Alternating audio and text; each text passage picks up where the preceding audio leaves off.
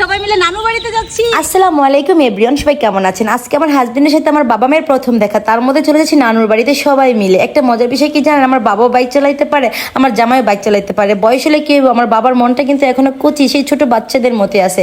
জামাই শ্বশুর চলে যাচ্ছে বাইক চালিয়ে চালিয়ে নানুর বাড়িতে, কি যে মজা লাগতেছে আর আমার কি যে ভালো লাগতেছে। প্রথম দেখা বলে কথা, চলে আসলাম নানুর বাড়িতে, হাতে মিষ্টি, পান সুপারি, আরো অনেক কিছু। এই তো আমার নানি এখন চলে আসবে, আমার জামাইকে জড়াইয়া ধরবে। এই আমার জামাই তুমি জড়াই ধর লাগেন, সতীন বলে কথা, সে তো ধরবেই। আমি হাজার না করলে কি শুনবে না, একদমই শুনবে না। তো চলে যাচ্ছি নানুর বাড়ি, মামির ঘরে। আমরা কিন্তু ছোটবেলায় এই বাড়িতেই বড় হয়েছি, ঠিক আছে? আমার নানুর বাড়ি খুবই গরিব, তবে আমরা এখানে বড় হয়েছি। সেই কাহিনী বলবো আস্তে আস্তে, দেখতে থাকুন ভিডিওটা। এখনই চলে আসবে আমার একটা মামা আছে, বড় মামা, খুবই সহজ সরল একজন মামা। আমার কিন্তু দুইটা মামা এখন আছে, এটা হচ্ছে আমার বড় মামা, খুবই সহজ সরল, মাটির মানুষ বলা যায়। মাটিতে ফসল ফলবে, সেই ফসল বপন করে সেই ফসল থেকে ফল হবে, সেগুলো বিক্রি করে চলবে, কিন্তু কারো 2 টাকা কোনোদিন মাইরা খায় নাই। এই হচ্ছে ছোট ছোট মাছের তরকারি, চিংড়ি মাছ, শুটকি বোনা, শসা টসা আমার বড় মামি করেছে আয়োজন। আমার বড় মামির হাতের রান্না এত মজা।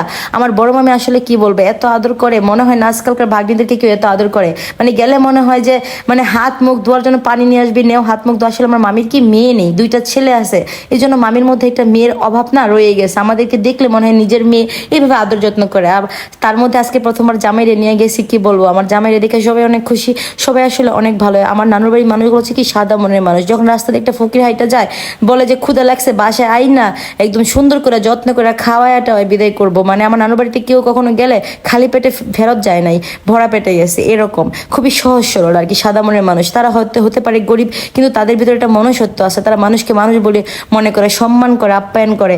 আর এই ভালোবাসা টানেই তো বারবার ছুটে যায়। আসল কথা কি, নানু যতদিন আছে মামার বাড়ি ততদিন আছে। নানু মারা গেলে হয়তো আমাদেরকে এত ভালোবাসবে না, তাদের করে কেউ নিবে না। তো জানি না নানু মারা যাওয়ার পর নানুর বাড়িতে তো আদর আপ্যায়ন ভালোবাসা আমাদের জন্য থাকবে কিনা। তো যাই হোক, নানু তুমি বেঁচে থাকো, অনেক বছর দোয়া করি। আমার নানা নাই, নানা অনেক আগেই মারা গেছে, বহু বছর আগেই মারা গেছে। নানা থাকলে হয়তো আরো আদর আপ্যায়ন ভালোবাসা থাকতো আমাদের জন্য, বেশি বেশি দাওয়াত দিত। আজকে এসেছি প্রায় 1 বছর পর নানু বাড়িতে। তো যাই হোক, এখন খাওয়া দাওয়ার পালা, হাত ধুয়ে দিচ্ছে আমার স্বামী আমার।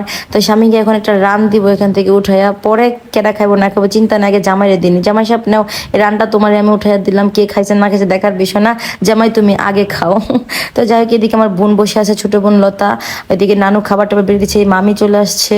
আবার কারেন্ট ছিল না, প্রচুর গরম ছিল, এখানে বাতাস করতেছিলাম। তো পোলাও টোলাও রান্না করছে, অনেক কিছু রান্না করছে। আমি পোলাও তেমন পছন্দ করি না। তারপরে হচ্ছে গরুর মাংসটা দেখি কেমন হয়েছে। ভালো হয়েছে। আমার মামির হাতে রান্না এত মজা আর এত সুস্বাদু। আসলে কি, আমার মামির তো ছেলে নাই, তাই আমাদেরকে অনেক ভালোবাসে, মেয়ের অভাবটা বোঝে। এই হচ্ছে আমার জামাই, মামা পাশে বসে আছে, দেখেন আশেপাশে কত মানুষ চলে আসছে আমাদেরকে দেখার জন্য।